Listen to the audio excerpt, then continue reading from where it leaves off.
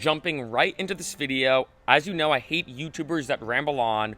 What type of hardware and software do you use when making and producing music? This is one of the most common questions I feel like that exists in music production, period. And I thought about making this video a bit longer where I was gonna maybe give you like a mini studio tour and talk about each piece of hardware and piece of software more in depth.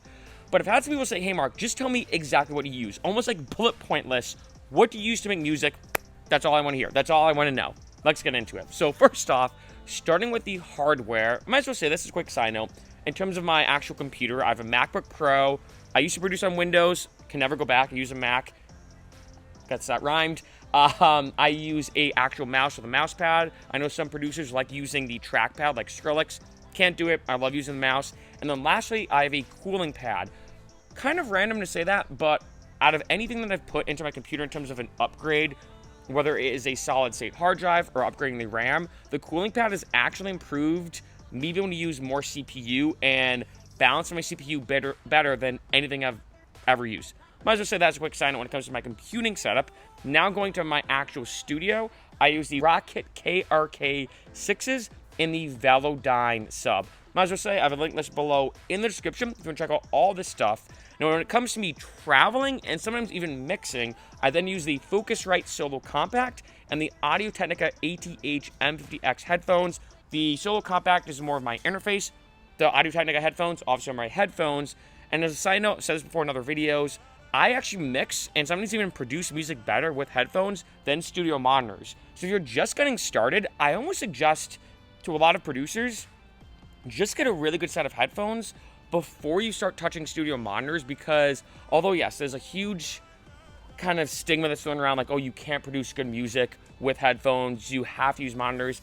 I've actually arranged, produced, mixed, mastered, and released songs only using headphones. Even when I'm in my studio and I'm using my speakers, and like say I want to get to that mixing stage, especially when it comes to stereo width, I will actually put on my headphones, switch my input to my interface, throw on the headphones, and then I start mixing with the headphones. That is actually all the hardware and equipment that I use. I actually don't use any MIDI controllers or anything. I used to use Machine with an 88 MIDI keyboard because I'm a former classical pianist, so I used to like play everything out and whatnot.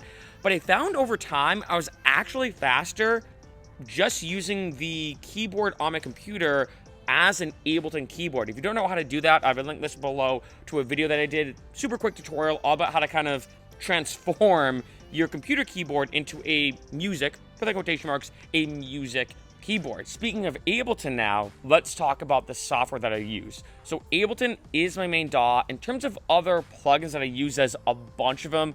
I've reviewed so many free plugins on this channel, and 90% of the plugins that I use are actually free ones. So don't underestimate free plugins. But overall, I will say my main 2 cents that I use, mainly one is Serum. I do use Massive here and there, but I feel like I used to use Massive all the time, then half and half Massive and Serum, now pretty much only Serum. And then I also use the Fab filter set, being more specific, the Pro Q3 and the Pro L2 and the Pro MB from the Fab filter set. The rest of the plugins I use are kind of all over the place. Some I use more than others, some I more use for specific purposes, as you can imagine. But like I said, 90 or maybe even 95% of my plugins are all 100% free. Now, one last honorable mention that I wasn't too sure to put in this video or not, but I was like, you know what? I feel like I kind of have to because it's such a staple in my productions is Splice Sounds. Now, Splice Sounds, I guess you could argue, it's not necessarily theoretically hardware or software. I guess you could probably debate that, but overall, what Splice Sounds is, it's a royalty-free database of millions of samples. This is such an amazing tool because I spend $8 a month. That's it. I have credits or rollover. You get 100 credits or 100 downloads every month, and I can download any kick, any vocal sample.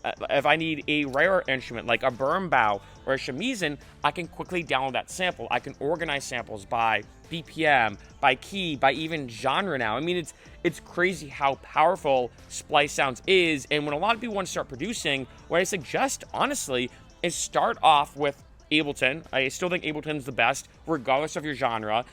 And honestly, get Ableton and Splice Sounds.